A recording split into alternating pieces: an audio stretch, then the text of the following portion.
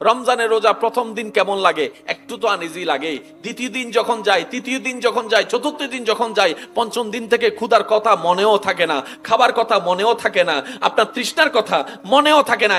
এমন ভাবে অভ্যস্ত হয়ে যায়।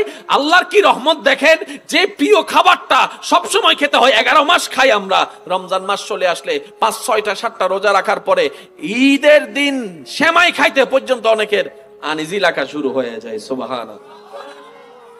আপনার ভিতর সে ক্যাপাসিটি আছে, শুধু আপনাকে বলবেন যে আমি করব। আমার অনুরোধ হচ্ছে 10টা কাজ একসাথে নামবেন না, আগে একটা কাজে নামেন, সেটা হচ্ছে গীবত। গীবত করা যাবে? গীবত যদি এটা থেকে বাঁচতে চান, প্রথমে গীবত শোনা থেকে বাঁচান। যখন দেখতেছেন যে 4-5 জন মিলে কথা বলতেছে, কথার লাইন অন্যদিকে যাচ্ছে, আপনি কোন একটা কাজের অজুহাত দিয়ে চলে আসবেন। আমি কি বুঝাতে পারছি? দরকার হলে বলবেন যে দোয়াও চাই, মাফও চাই, গুনার অভাব নাই, নতুন করে গুনার পাল্লা বাড়ি করার কোনো দরকার।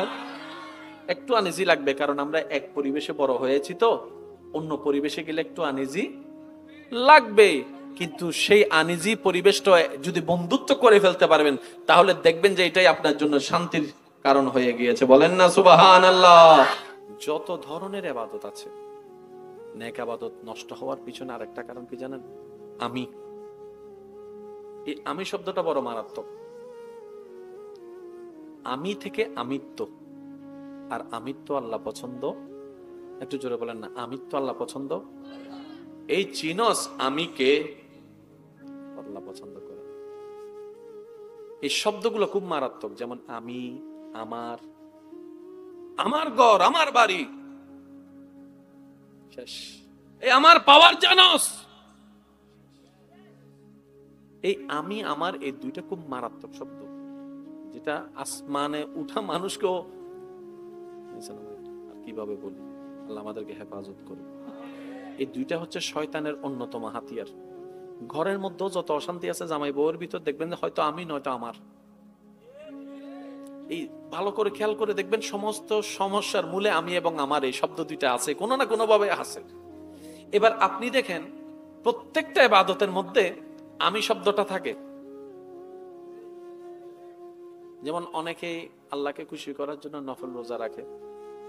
তো 3টা বাজে বন্ধুর তো চার দোকানে গেছে দেখা করতে, বন্ধু বলে চা খা, কেন? আমি রোজা রাখছি। আমি গোপন জিনিস, গোপন জিনিস। সারা রাত নফল নামাজ পড়ছে, সকালে উঠে 10টা বাজে যখন হা হা করতেছে, বন্ধু বলে কি রে ঘুমাস নাই? না, সারা রাত নামাজ পড়ছি তো আমি। ওই যে গোপন যেটা কাজ, ওটাকে আমরা নষ্ট করে ফেলি এই অনিয়ন্ত্রিত জমানার কারণে। সেজন্য কিছু কিছু জায়গায় আমাদেরকে একটু ব্রেক লাগাতে হবে। দরুদে মুস্তাফা এমন একটা আমল যেখানে আমি শব্দটাই নাই। সুবহানাল্লাহ বলা যাবে? দরুদে মুস্তাফা এমন একটা বিশেষ আমল, এটা আল্লাহ পাকের অন্যতম বিশেষ দয়া আমাদের উপরে। এখানে আমিত্ব দেখানোর মতো আমিটা নাই, এখানে অহংকার দেখানোর মতো আমার শব্দটা নাই। বান্দা যখন দরুদ পড়ে, আল্লাহ তাআলা ওই বান্দা যে দরুদ পড়ে তার আমলনামায় 10টা নেকি দান করে। সুবহানাল্লাহ। 10টা গুনাহ মাফ করে দেয়। সুবহানাল্লাহ। 10টা সম্মান মর্যাদা বাড়ায় দেয়। সেজন্য ইস্তেগফার এবং দরুদ শরীফকে বন্ধু বানাতে হবে। আপনি আপনার সময় মতো, সুযোগ মতো, যখনই পারেন, দৈনিক একবার, না হয় সপ্তাহে হলো একবার, আল্লাহর দরবারে শুকরিয়ার সিজদা আদায় করার চেষ্টা করুন। এটা আমি আবদার করে বলতেছি। আল্লাহর দরবারে শুকরিয়ার একটা সিজদা। কত কিছু পেয়েছি না চাইতে, শুকরিয়া করতে পারি নাই, সিজদা দিতে পারি নাই। আনন্দটা বন্ধু বান্ধবের সাথে শেয়ার করে হাসিতে মগ্ন ছিলাম, কিন্তু রবের কাছে যে একটা সিজদা দিতে হবে ওইটা আমাদের মনে ছিল না। সিজদা খুব চমৎকার একটা মাধ্যম, কপাল যেখানে ঝুঁকে যায়। সুবহানাল্লাহ। একটা মানুষের দেহের সবচেয়ে দামি জায়গার নাম মাথা, আর মাথার মধ্যে সবচেয়ে স্পেশাল